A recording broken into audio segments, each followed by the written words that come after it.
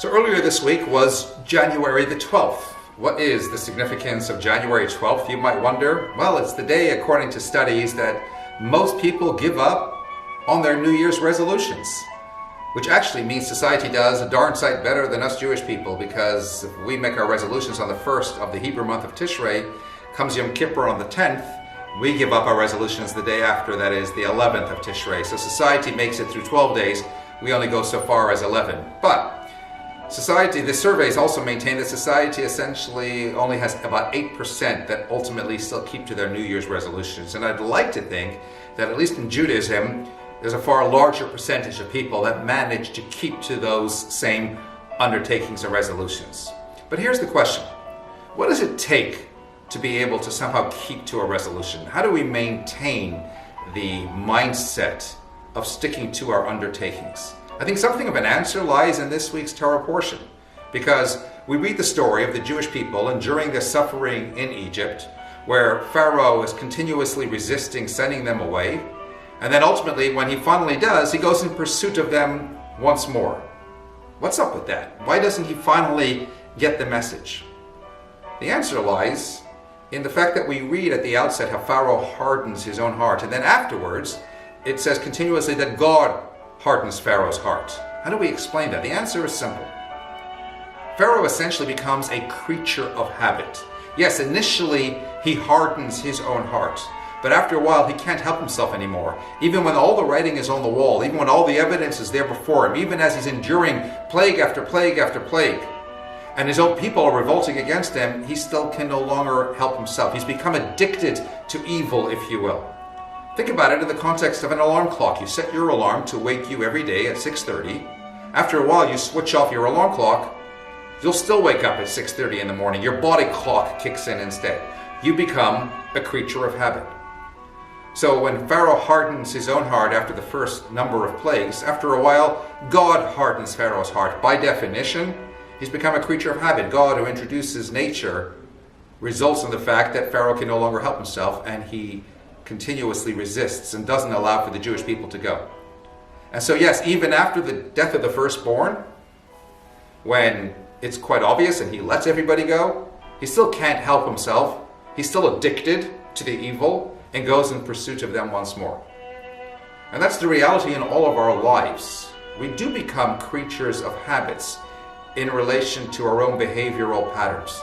The Talmud famously tells us the evil inclination never comes along and says to us to do something bad, really big and bad. Why? Because we all have our own consciences, we all have our own moral compass, and we would naturally resist. So he very cleverly comes along and, in the words of the Talmud, first tells you to do this little thing, then to tell you to do that little thing, and eventually gets you to do the big stuff, because he slowly conditions you to become a creature of habit in doing things wrong, where it's then easier to take you down that slippery slope. But if it works like that in the negative, it has to work like that in the positive as well. Sure, we may not be naturally inclined to jump right in and do some of the big stuff. And maybe indeed we're not even inclined to do some of the small stuff. So at the outset, it's going to be a little bit difficult. Today, just do this little small good deed. Give some tzedakah. Put on tefillin, whatever it is. Something small, something minimally time consuming. Tomorrow, do it again. The next day, do it again. Eventually, you become a creature of habit in doing things good. In the words of the rabbis and ethics of the fathers, one good deed begets another.